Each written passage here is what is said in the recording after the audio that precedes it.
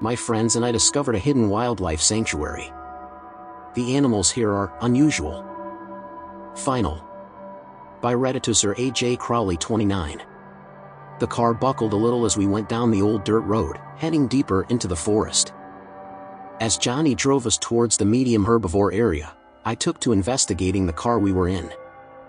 I found lots of gear lying around, stuff like flashlights, flares, first aid kits, and even a rifle.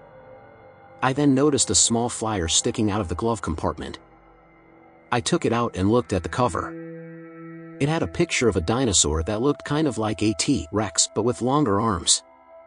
I showed it to Teddy and asked what it was. That's an Allosaurus fragilis.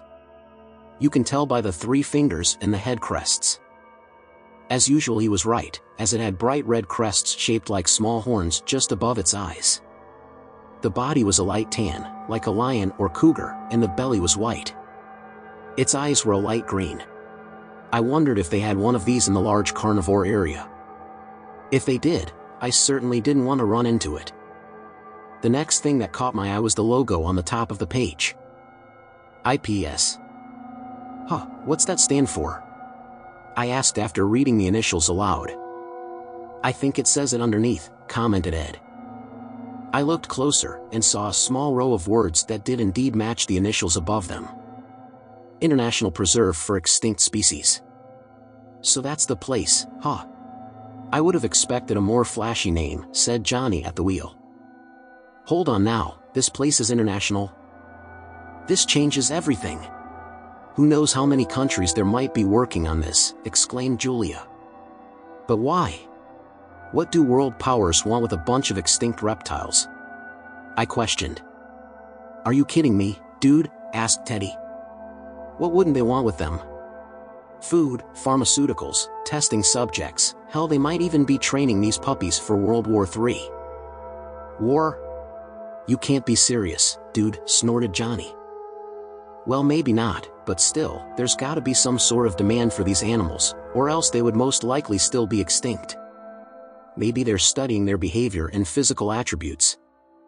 Maybe this is the next phase of paleontology, I don't know. What if the black market's involved? I asked.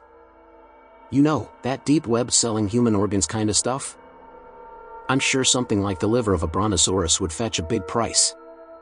Oh, that's terrible, said Julia. How could they do that to an innocent creature? The same innocent creature that nearly tore Teddy's leg off, said Johnny with a laugh. Julia looked angry and was about to respond when Teddy answered my question from before. I'm not sure that's it. These animals seem well looked after, and the place seems pretty professional. I don't think those dark web guys would be too concerned with welfare considering they kidnap and auction off living people. I pondered his response for a moment, then said that's a good point. Oh well, I guess we'll just wait and see dash. The car abruptly skidded to a halt, nearly throwing me into the front windshield. Art, what the hell, Johnny? I exclaimed. Look! There! He was pointing in front of the car. I looked and saw 3 small dinosaurs running down the dirt road. They ran on 2 legs like the Deinonychus did, but they lacked the big claw and long muzzle. Instead, they had short, parrot-like beaks and smaller hands and feet. They were feathered but not entirely. A row of bristly quills ran down their backs. They were green in color, as was the rest of the body with white stripes running up and down like a zebra. Teddy, what are those? Dryosaurus. He shouted. They're small herbivores from the Jurassic. The dinos ran down the road, then up a small grassy hill. We quickly followed them in the car. When we reached the hill, we got out of the car and began walking up it. But we suddenly stopped when we heard a strange sound from the top of the hill, some sort of deep-pitched moaning or grunting sound. It sounded like a large creature, and it didn't sound alone. Johnny motioned for us to stay at the bottom of the hill, then slowly clambered to the top on all fours to stay stealthy. Slowly, he peeked his head over the crest of the hill. It suddenly ducked down like he was startled, but he quickly looked up again. He then motioned for Teddy to join him at the top. Teddy scrambled up the side of the hill, and when he looked over the crest I heard him mutter "Holy shit," under his breath. Soon the other 3 of us joined them. When I looked over the hill, I was greeted with a massive open field. Green grass ran in a downward slope to our right, and a small stream trickled out of the woods to our left.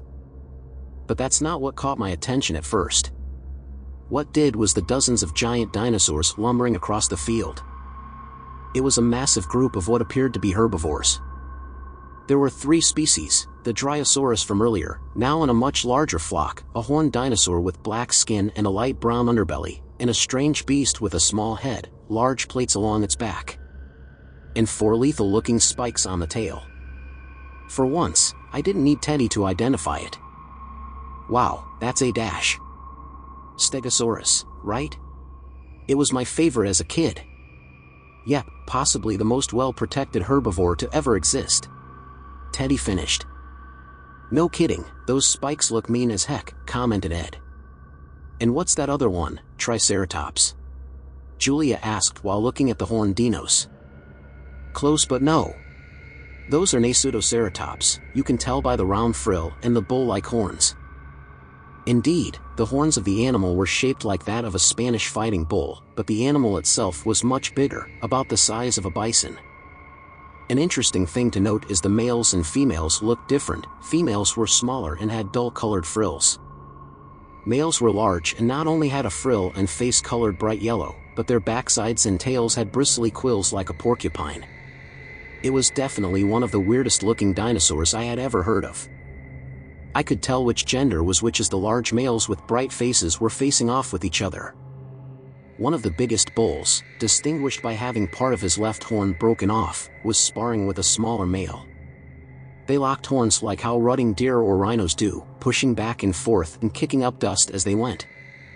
The commotion made the other grazing herbivores begin to move away. I began to worry we should get back as well.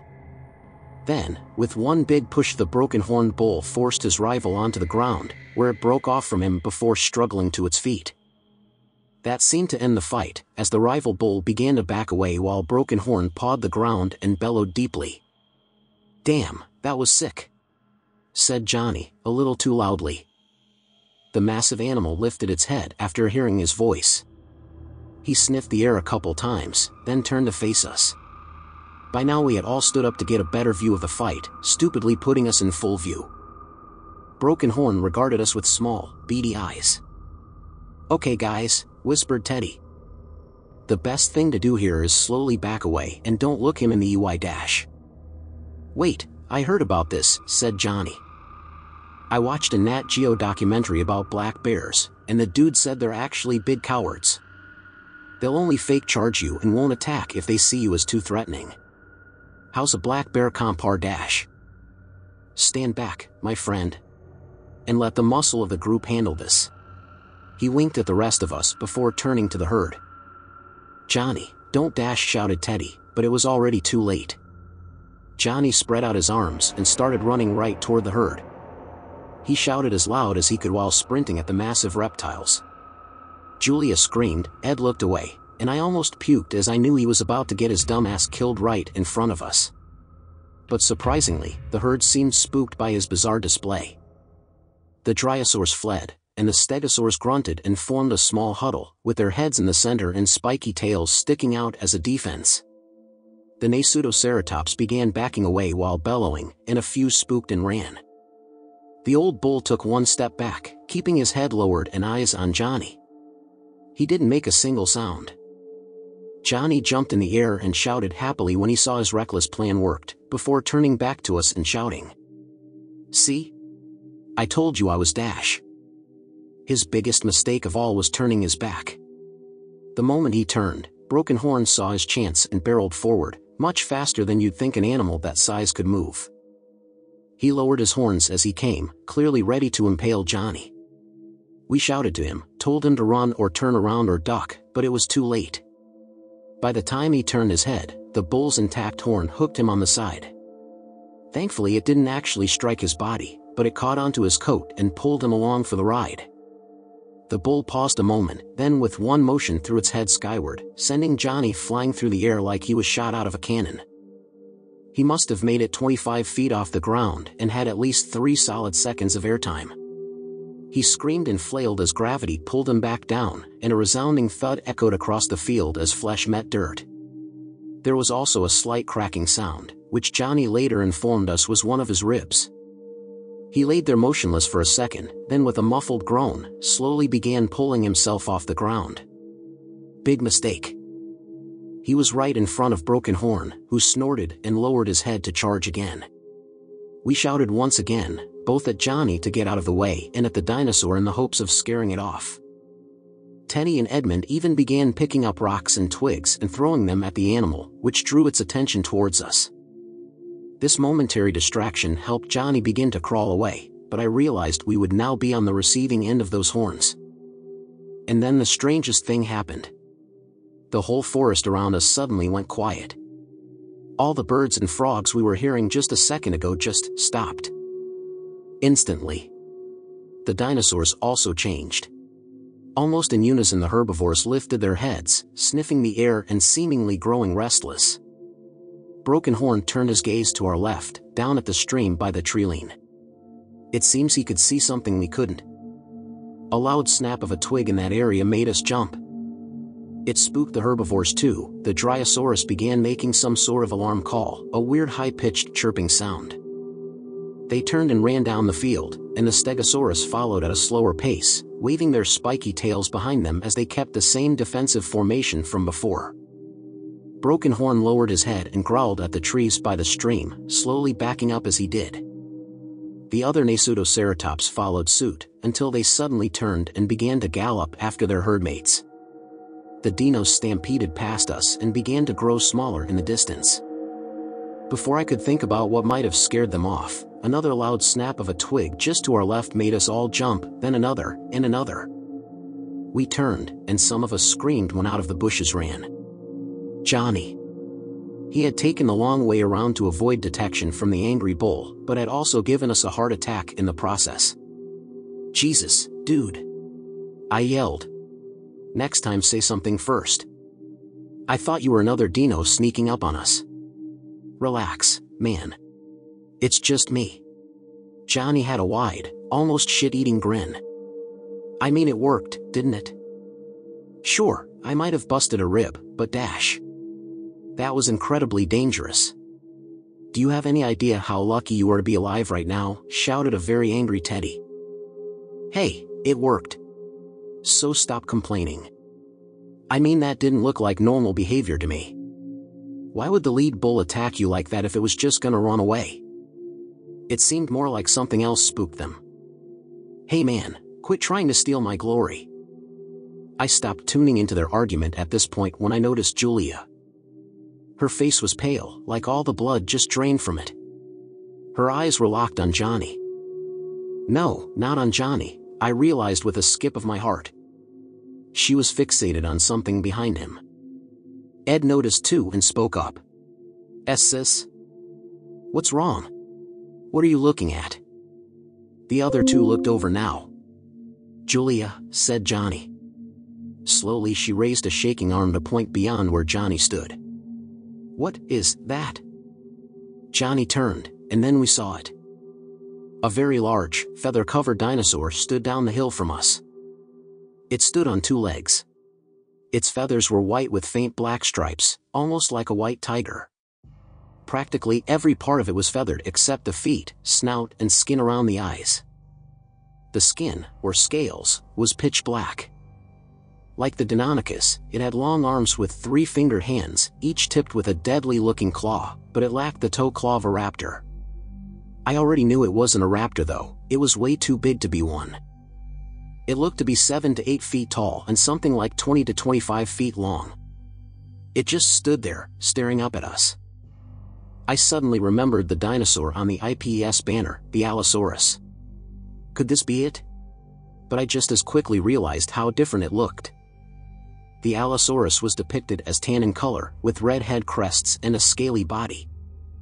This animal was definitely something else. "TT Teddy?" I stuttered out. "What are we dealing with here?" It took him a moment to respond. "I think that's a Tyrannosaurus wally," he stammered, his voice quaking a little. "Tyrannus? You mean like T-Rex?" I asked. Why yeah, they were distant relatives. I looked back down at the animal. The only thing that looked Tyrannosaurus-ish was the head shape, which was broad. While looking at the head, I noticed its eyes. They were a deep golden color, and they regarded us carefully, calculatingly. I could swear it seemed to know I was looking at it and looked right back at me. Its eyes made it look smart. Scary smart. "You guys, I think we should go," I said in a low tone. "Are you sure? It doesn't seem like it's gonna attack," asked Ed. "Yeah, it's just looking at us," added Johnny. "But I don't like the way it's looking at us," I wanted to say. "I don't know, it might be territorial," Teddy said. Julia finally spoke up. "It's weird, why isn't it doing anything?" I looked at it again. It stood perfectly still, almost like a statue. And those eyes, those cruel golden eyes, kept watching us relentlessly. It was like a gunslinger, waiting for us to make the first move. Julia said, "You guys, I think we should dash." I heard 3 footsteps behind us and went to look. I only turned far enough to watch the clawed hand go right through Julia's chest. She screamed in sudden fear and pain, as a shower of blood exploded out of the front of her body.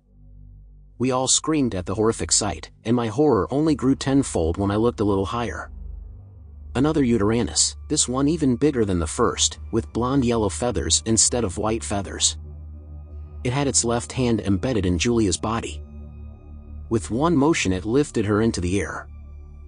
"Julia!" Ed cried out in desperation.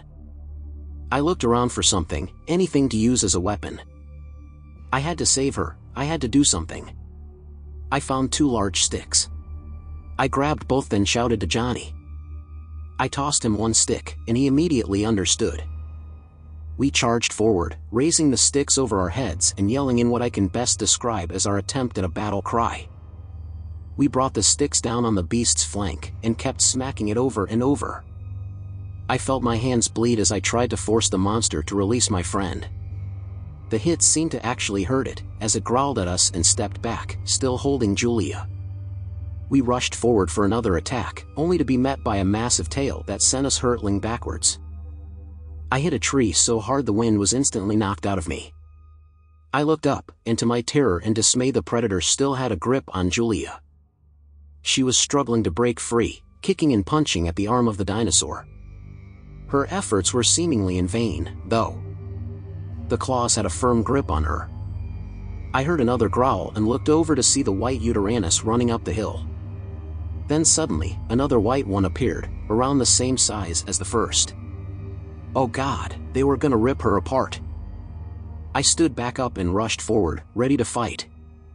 I knew I would most likely die, but if it was to save my friends, I was damn ready for it. Johnny followed me, apparently also ready to sacrifice himself. Ed and Teddy joined too. It seemed like this was where we would make our last stand. "Stop!" shouted Julia. We all stopped immediately. "What?" I shouted. "You'll never make it, and it's me they want. Run now, while you still can." "Are you crazy?" screamed Johnny. "Just go, and hurry."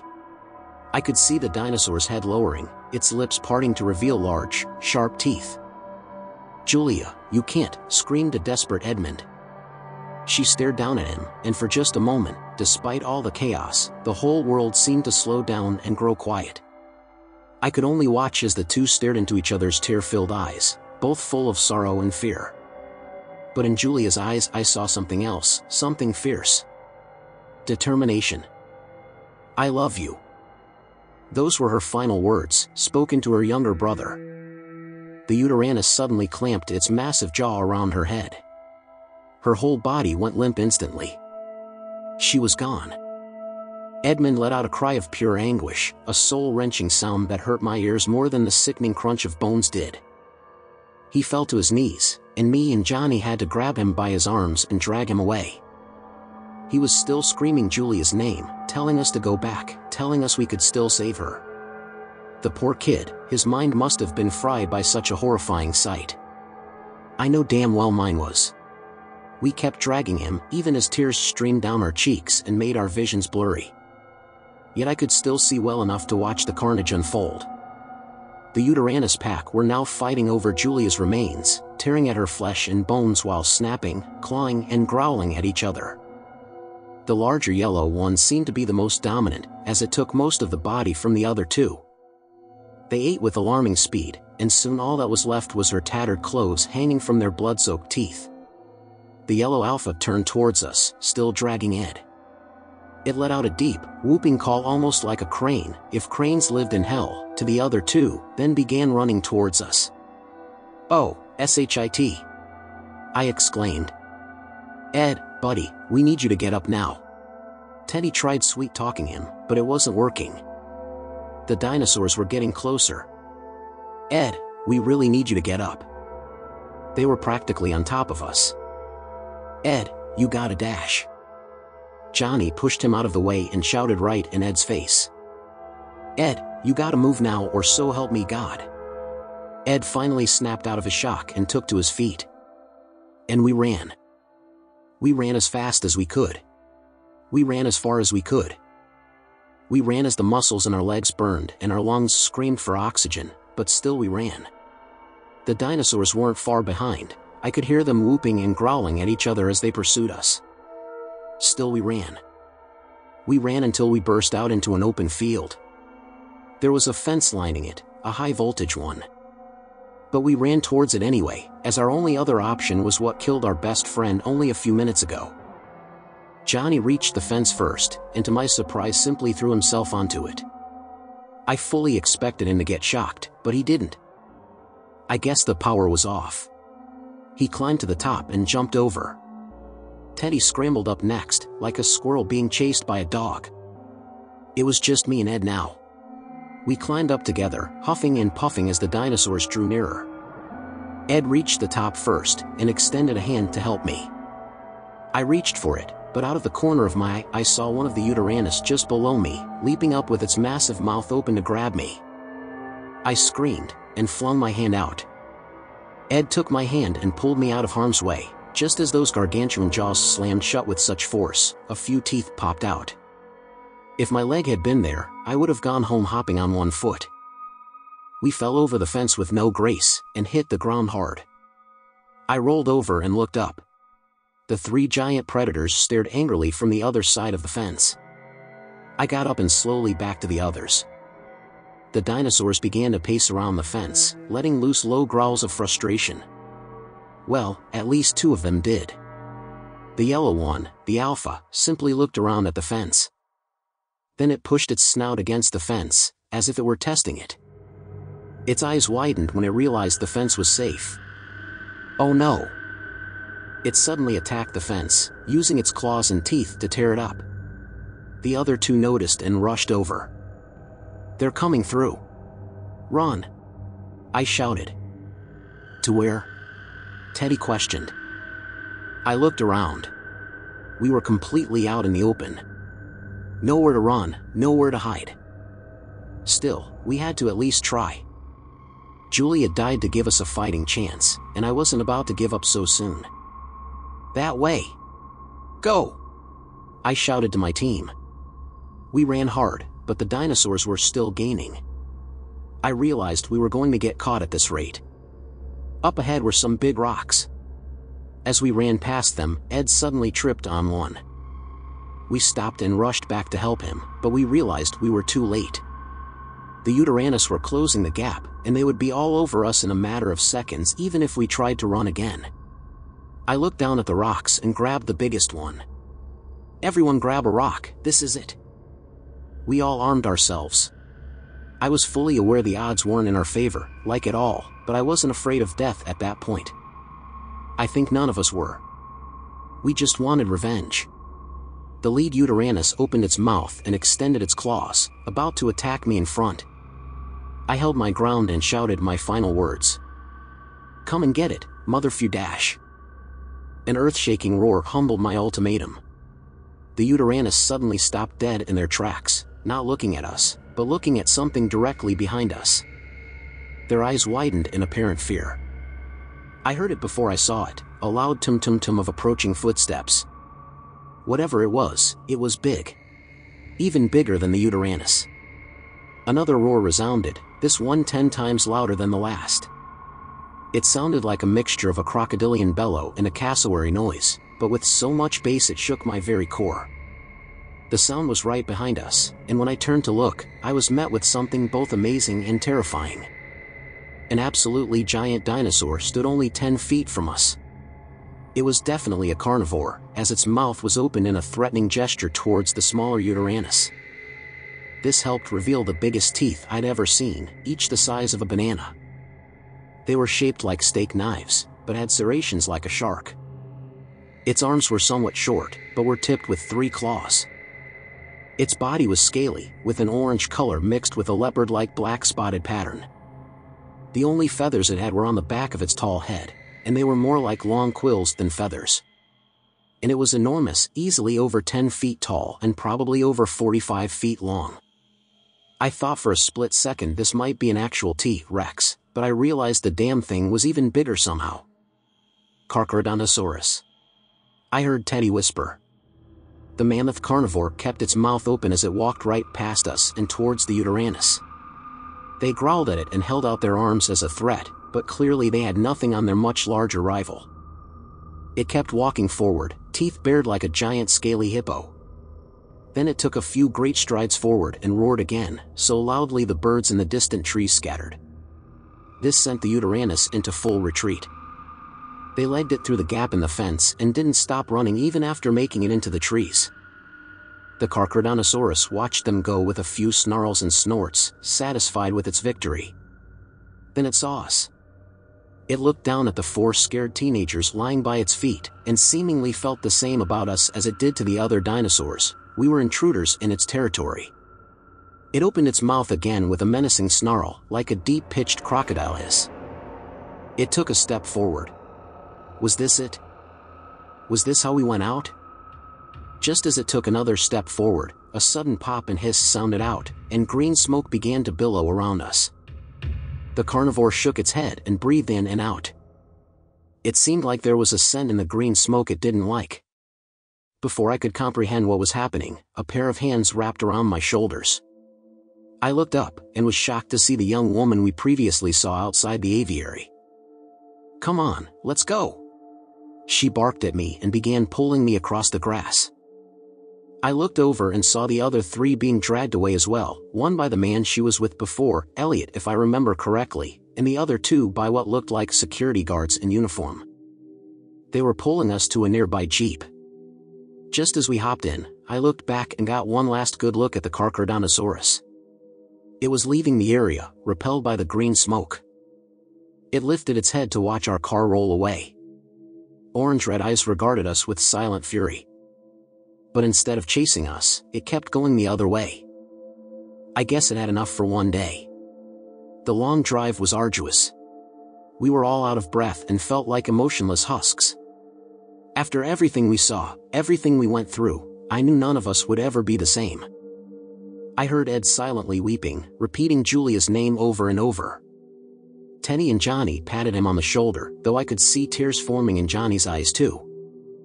Eventually we arrived at a large facility, where we were escorted out of the car and each taken to a separate room. Questioning rooms. I was with the woman. "Okay kid, I'm gonna ask you some questions, and my friends are gonna do the same with your friends. If you talk, it will make things go much quicker and easier. Once we're done, I'll talk to my higher-ups and hopefully figure out what I'm gonna do with you all. Okay?" "Yeah, okay." I stuttered. I really didn't want to do this. I just wanted to go home, to forget any of this ever happened. Our following conversation went a little something like this. "Well, I'll start. My name is Amanda Wellington. I'm the lead animal behaviorist here and the head of the ranger team. Now who are you?" I told her my name. "How did you and your friends get here?" I explained the whole story. Our hike, our discovery of the pipes, and our encounter with the Deinonychus. "You saw Hawkeye?" "That's its name?" "She's the head female of our troop. Crafty little critter, learned how to climb trees to escape her enclosure. She's the one responsible for the troubles we've been having recently. After she got out, we had a major power issue that shut down fences across the preserve, resulting in many animals roaming outside their zones. I'm sure you saw that with the Uteranus. They're smart and mean, especially Lioness. She's the mother of the other two, the white males. I stayed silent. I really wished she'd shut up because her description was only bringing back the horrific images of Julia's demise. "Hey, kid, you alright?" Amanda asked. "No. Is something bothering you?" "Everything is bothering me. What is this place? How did you bring back dinosaurs? What are you using them for?" She paused. "Well, I'm legally not allowed to answer those questions." I figured as much. But then she added, "But, you seem like a nice kid, so I'll say just a little." I leaned in now, eager to hear what she had to say. "You probably don't know this, but cloning technology has advanced rapidly in the past 20 years. We're almost on the verge of creating cloned human beings. This place was created to test the limits of this technology. An international coalition, formed in secrecy. If the world knew, they probably wouldn't handle it well. You know how people get. They spook, they panic, they fearmonger, they make shitty clickbait news articles. Something like this would cause a media explosion of massive proportions, and would strain diplomatic tensions. But why dinosaurs? They were the ultimate test for our technology. Bringing back species from millions of years ago, with only fragments of proteins left in the bones to constitute DNA. Not only have we brought them back, they're almost perfect replicas of their prehistoric ancestors. None of that Jurassic Park nonsense. It also helps this place be the paleontology capital of the world. Ever notice how paleontologists constantly change their reports and hypotheses these days? Yeah, I guess. Thank the IPS for that. We're making groundbreaking discoveries every day regarding dinosaur behavior and anatomy. It's a goldmine of scientific information unlike any before." She said something else, but I didn't hear it. My mind started to wander again, back to Julia. "Hey, kid, you're zoning out on me again." "Hello?" She snapped her fingers in my face. "Huh? Oh, yeah, sorry. I was just what?" "Kid, I can tell something's really bothering you, and it doesn't have to do with the stuff you asked." She put her hand on mine, like a mother helping her kid would. "You can tell me anything, I promise." I sighed. There would be no easy way to tell her this. There were 5 of us at first. A girl named Julia was with us. She's Edmund's older sister. "Oh? Where is she, then?" I sighed again. The Uteranus pack killed her. That made Amanda's eyes widen with shock. She suddenly excused herself and left the room for a minute. I heard her talking with someone outside. The only words I could make out was her saying, "Get out there and find her." She came back in and said, "Don't worry. There's a group of security officers that are gonna go find her." "What? Did you not just hear me? She's dead. You might have seen something wrong. I know how the mind can affect you during times of dash. For Christ's sake, lady, it bit her head off. I was right there when it happened." A moment of silence. "She's gone." My hands went up to cover my face. As the tears came, I heard her phone buzzing. She took it out, spoke with someone on the other end, and her voice suddenly turned low and somber. "Really?" she asked, then sighed. "All right. I'll be out there soon. I'm with one of the other kids right now." Then she hung up. "What did I tell you?" I said through silent sobs. "She's gone." Suddenly, my hands weren't covering my face. I looked up to see her holding them. "I'm so terribly sorry about all this. You kids should have never had to go through something so horrible. And I'm very sorry about your friend." She leaned over and hugged me, and though I don't like to admit it, that little display of affection and understanding made all the tears come flooding out in big, ugly sobs. When I eventually calmed down, she spoke up again. "I need to get back out there. I'll come back as soon as I can, and then we'll decide what to do with you. Hopefully we can just send you home as long as you never tell anyone. But what if you can't? I asked. She paused and frowned a little. I didn't like that. Don't worry about that right now. Just get some rest. She then left. It's been 15 minutes and she's still not back yet. They don't know I still have my phone. I'm typing this story in the hopes anyone will see it. Maybe you can get us out of here. Maybe you can call for help. I don't know what they plan on doing with us, but it can't be anything good. We've seen too much. We can't be let out. Surely that can't be the case, right? Maybe I should hold out hope. Maybe these people aren't as bad as I think. So if anyone is reading this, me, Teddy, Johnny and Edmund are still here. We're still here. Help us. Before we're forgotten.